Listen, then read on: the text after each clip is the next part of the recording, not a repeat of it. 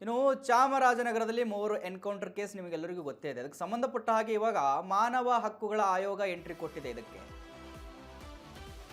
ಚಾಮರಾಜನಗರದಲ್ಲಿ ಮೂವರು ಎನ್ಕೌಂಟರ್ ಕೇಸ್ಗೆ ಸಂಬಂಧಪಟ್ಟ ಹಾಗೆ ಪ್ರಕರಣಕ್ಕೆ ಏನಿದೆ ಅದಕ್ಕೆ ಸಂಬಂಧಪಟ್ಟ ಹಾಗೆ ಮಾನವ ಹಕ್ಕುಗಳ ಆಯೋಗ ಎಂಟ್ರಿ ಕೊಟ್ಟಿದೆ.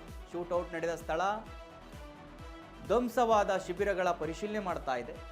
ಎಲ್ಲೆಲ್ಲಿ ಫೈರಿಂಗ್ ಮಾಡಲಾಯಿತು, ಎಲ್ಲಿ ಮಾಂಸ ಸಿಕ್ಕಿತ್ತು, ಮೂವರು ಎಲ್ಲಿದ್ರು ಎಂಬ ಮಾಹಿತಿಯನ್ನು ಎಲ್ಲ ಮಾಹಿತಿಯನ್ನು ಕಲೆ ಹಾಕ್ತಾ ಇದ್ದಾರೆ ಸಿಬ್ಬಂದಿಗಳು. ಇನ್ನು ನಾಪತ್ತೆಯಾಗಿರೋ ವ್ಯಕ್ತಿಯ ಬಗ್ಗೆಯೂ ಕೂಡ ಮಾಹಿತಿಯನ್ನು ಕಲೆ ಹಾಕ್ತಾ ಇದ್ದಾರೆ. ಮಾನವ ಹಕ್ಕುಗಳ ಆಯೋಗಕ್ಕೆ ಮಾಹಿತಿ ನೀಡಿರ್ತಕ್ಕಂಥದ್ದು ACF.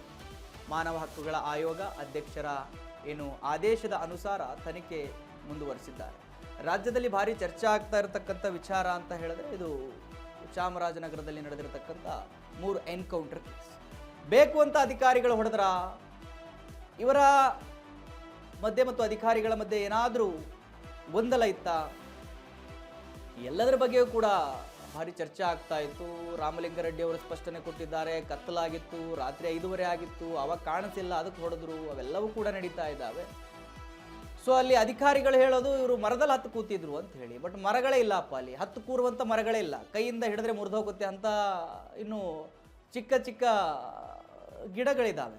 ಸೊ ಮರಗಳ ಹತ್ತು ಕೂತಿದ್ರು ಅಂತ ಅವ್ರು ಹೇಳ್ತಾರೆ. ಸೊ ಇವೆಲ್ಲ ಕೂಡ ಗೊಂದಲ ಇದೆ. ಮತ್ತು ಅಲ್ಲಿ ನೀವು ದೃಶ್ಯದಲ್ಲಿ ಗಮನಿಸ್ತಾ ಇದ್ರೆ ಚಪ್ಪಲಿಯನ್ನು ಗಮನಿಸ್ತಾ ಇದ್ದೀರಿ. ಆ ಚಪ್ಪಲಿಗೆ ಸ್ವಲ್ಪವೂ ಕೂಡ ಧೂಳಾಗಿರ್ರಿ. ಅವರ ಕಾಡಿಗೆ ಹೋಗಿದ್ರ ಅಥವಾ ಏನು ಲೂಲು ಮಾಲ್ಗೆ ಹೋಗಿದ್ರ ಅಲ್ವಾ? ಮಾಲ್ಗೆ ಹೋಗಿದ್ರ. ಅವ್ರು ಕಾಡಲ್ಲಿ ಸ್ವಲ್ಪನಾದರೂ ಮಣ್ಣು ಹತ್ತಬೇಕು, ಅಲ್ಲಿ ಶೂಟ್ ಮಾಡಿದ ರಕ್ತ ಗಾಯ ಆಗಬೇಕು. ಅಲ್ಲಿ ಸ್ಟಿಕರ್ ಕೂಡ ಹಾಗೇ ಇದೆ ಆ ಚಪ್ಪಲಿ ಮೇಲೆ, ನಿಮ್ಗೆ ಕಾಣಿಸ್ತಾ ಇಲ್ಲ ಈ ಸೈಡು. ಆ ಚಪ್ಪಲಿ ಮೇಲೆ ಹೊಸದಾಗಿ ಚಪ್ಪಲಿ ಅಂಗಡಿಗೆ ಹೋಗಿ ಖರೀದಿ ಮಾಡಿದ ಚಪ್ಪಲಿ ಥರನೇ ಇದೆ ಅದು. ಇವೆಲ್ಲವೂ ಕೂಡ ಭಾರಿ ಅನುಮಾನಗಳಿಗೆ ಮೂಡಿಸ್ತಾ ಇದ್ದಾವೆ. ಅಧಿಕಾರಿಗಳು ಫೇಕ್ ಆಗಿ ಸಾಕ್ಷಿಗಳನ್ನು ಸಂಗ್ರಹಿಸಲು ಹೋಗಿ ಅವರೇ ಗೊಂದಲದಲ್ಲಿ ಸಿಲುಕಾಕೊಂಡ್ರ ಅಂತ ಹೇಳಿ ಭಾರಿ ದೊಡ್ಡ ಚರ್ಚೆ ಆಗ್ತಾ ಇದೆ. ಹೋಗಿ ಒಂದು 130-150 ರೂಪಾಯಿ ಕೊಟ್ಟು ಆ ಚಪ್ಪಲಿನ ತಂದು ಅಲ್ಲಿ ಇಟ್ಟಿದ್ದಾರೆ.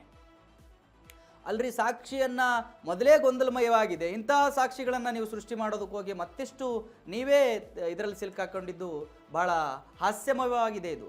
ಇವಾಗ ಅವರು ಬಿಡುಗಡೆ ಮಾಡಿರೋ ಸಾಕ್ಷಿಯಲ್ಲೂ ಕೂಡ ನೀವು ಚಪ್ಪಲಿಯನ್ನು ಗಮನಿಸಿ, ಚೆನ್ನಾಗಿ ಗಮನಿಸಿ. ಅಲ್ಲಿ ಹೊಸ ಚಪ್ಪಲಿ ರೀ, ಅದು ಹೊಸ ಚಪ್ಪಲಿ ತಗೊಂಡು ಹೋಗಿದ್ರ.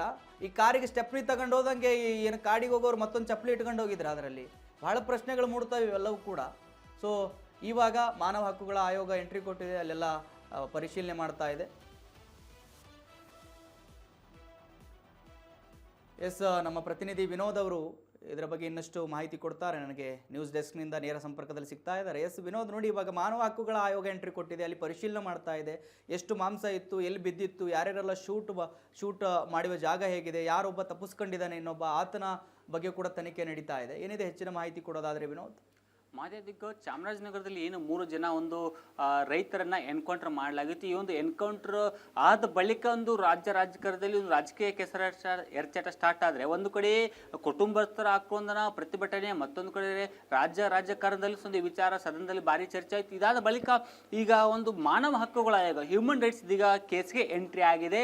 ಈ ಒಂದು ಕೇಸ್ಗೆ ಸುಮೋಟವಾಗಿ ಅಂದರೆ ಸ್ವಯಂ ಪ್ರೇರಿತವಾಗಿ ಕೇಸನ್ನು ದಾಖಲಿಸಿಕೊಂಡು ಇವತ್ತು ಅಂದರೆ ಈ ಒಂದು ಏನು ಕೇಸನ್ನು ತನಿಖೆ ಮಾಡಲು ಮುಂದಾಗಿದೆ. ಅಂದ್ರೆ ಈಗಾಗಲೇ ಪೊಲೀಸ್ ಅಧಿಕಾರಿಗಳು ಒಂದು ಸಂಪೂರ್ಣವಾದ ಮಾಹಿತಿಯನ್ನು ಕೊಡಿ ಅಂತ ಡೀಟೇಲ್ ಆಗಿ ಏನೇನಾಯಿತು, ಆ ಒಂದು ಬೇಟೆಗಾರರ ಅಥವಾ ಏನೋ ಅವ್ರ ಹತ್ರ ಏನು ವಶಪಡಿಸಿಕೊಂಡಿದ್ದಾರೆ, ನಿಮ್ಮ ಹತ್ರ ಯಾವ ದಾಖಲಾತಿಗಳಿದ್ದಾವೆ, ಯಾವ ಆಧಾರದ ಮೇಲೆ ನೀವು ಅವ್ರನ್ನ ಶೂಟ್ ಮಾಡಿದ್ರಿ, ನೀವು ಶೂಟ್ ಮಾಡ್ತಕ್ಕಂಥ ಸಂದರ್ಭದಲ್ಲಿ ಅವರು ಯಾವ ಸ್ಥಳದಲ್ಲಿದ್ದರು, ಸ್ಥಳ ಹಾಜರಾಗ್ತಕ್ಕಂಥ ಸಂದರ್ಭದಲ್ಲಿ ನಿಮಗೆ ಯಾವ್ಯಾವ ವಸ್ತುಗಳು ಪತ್ತೆ ಆಗಿದೆ, ಆ ಒಂದು ವಸ್ತುಗಳ ಮೇಲೆ ಯಾರ್ಯಾರು ಫಿಂಗರ್ ಪ್ರಿಂಟ್ ಇತ್ತು, ಜೊತೆಗೆ ಅವರು ಮೂಲತಃ ಯಾವ ಭಾಗದವರು, ಇದೀಗ ಒಂದು ತಮಿಳುನಾಡಿನಲ್ಲಿ ಇದ್ರ ಬಗ್ಗೆ ಖ್ಯಾತಿಯನ್ನು ತೆಗೆದಿದ್ದಾರೆ. ಸೊ ಹಾಗಾಗಿ ಇದ್ರ ಬಗ್ಗೆ ಸಂಪೂರ್ಣವಾದ ಡೀಟೇಲ್ ಅನ್ನು ಕೊಡಿ ಅಂದ್ಬಿಟ್ಟು ಸ್ವಯಂ ಪ್ರೇರಿತವಾಗಿ ಸುಮೋಟೋ ಕೇಸನ್ನು ಹಾಕಿಕೊಂಡು ಇದೀಗ ಹ್ಯೂಮನ್ ರೈಟ್ಸ್ ಎಂಟ್ರಿ ಆಗಿದೆ.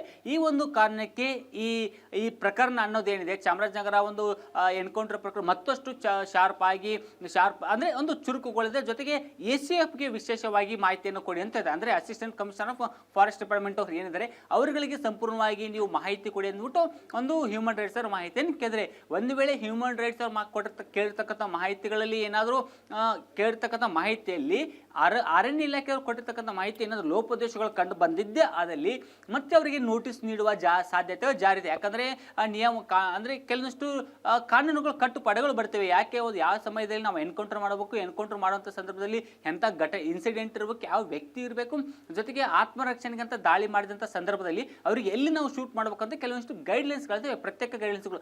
ಆ ಒಂದು ಗೈಡ್ಲೈನ್ಸ್ಗಳು ನೀವೆಷ್ಟು ಫಾಲೋ ಮಾಡಿದ್ದೀರಿ, 3 ವ್ಯಕ್ತಿಗೆ ನೀವು ಯಾಕೆ ದೇಹದ ಬೇರೆ ಬೇರೆ ಭಾಗಗಳು ಹೊಡೆದಿದ್ರಿ ಅಂತ ಎಲ್ಲ ಸಮರ್ಪಕವಾಗಿ ಒಂದು ನೋಟಿಸನ್ನು ಕೊಡುತ್ತೆ. ಆ ಒಂದು ನೋಟಿಸಲ್ಲಿ ಸಮರ್ಪಕವಾಗಿ ಉತ್ತರ ಬಾರದೇ ಇದ್ದಂಥ ಸಂದರ್ಭದಲ್ಲಿ ಅಲ್ಲಿ ಯಾರು ಎನ್ಕೌಂಟರ್ ಮಾಡಿದರೋ ಅವರ ಮೇಲೆ ಆಕ್ಷನ್ ಆಗುವ ಸಾಧ್ಯತೆಗಳು ದಟ್ಟವಾಗಿದೆ. ಜೊತೆಗೆ ರಾಜ್ಯ ಸರ್ಕಾರಕ್ಕೆ ಚಾಟಿ ಬೀಸುತ್ತೆ. ರಾಜ್ಯ ಸರ್ಕಾರಕ್ಕೂ ಸಹ ಒಂದು ಪತ್ರವನ್ನು ಬರೆದು ಇದನ್ನು ಖಂಡಿಸುವಂಥ ಒಂದು ಸನ್ನಿವೇಶನೂ ಸಾಕಷ್ಟು ಇದೆ. ಸೊ ಹೀಗಾಗಿ ಈ ಒಂದು ತನಿಖೆಯನ್ನು ಹ್ಯೂಮನ್ ರೈಟ್ಸ್ ಅವರು ಯಾವ ಥರ ಹ್ಯಾಂಡಲ್ ಮಾಡ್ತಾರೆ, ಜೊತೆಗೆ ರಾಜ್ಯ ಸರ್ಕಾರಕ್ಕೆ ಸಮರ್ಪಕವಾಗಿ ಉತ್ತರ ಕೊಡದೇ ಇದ್ದಂಥ ಸಂದರ್ಭದಲ್ಲಿ ಒಂದು ಪೊಲೀಸ್ ಅಧಿಕಾರಿಗಳ ಮೇಲೆ ಸಸ್ಪೆನ್ಷನ್ ಆಗುತ್ತಾ ಅಥವಾ ಡಿಪಾರ್ಟ್ಮೆಂಟಲ್ ಎನ್ಕ್ವೈರಿ ಆಗುತ್ತಾ, ಜೊತೆಗೆ ಅವ್ರ ಮೇಲೆ ಏನಾದರೂ ಕೇಸ್ ಆಗುತ್ತಾ ಅನ್ನೋದು ಈ ಒಂದು ಹ್ಯೂಮನ್ ರೈಟ್ಸ್ ಇರೋದಲ್ಲ ಅವರ ತನಿಖೆ ನಂತರ ಈ ಒಂದು ಎಲ್ಲ ಘಟನೆಗಳಿಗೆ ಅಂದರೆ ಒಂದು ಸಮರ್ಪಕವಾಗಿ ಒಂದು ಉತ್ತರ ಸಿಗಲಿದೆ, ಜೊತೆಗೆ ಎಲ್ಲ ಸ್ಪಷ್ಟತೆ ಸಿಗಲಿದೆ. ಮಹಾದೇವ್ ದಿಗ್ಗಾವ್.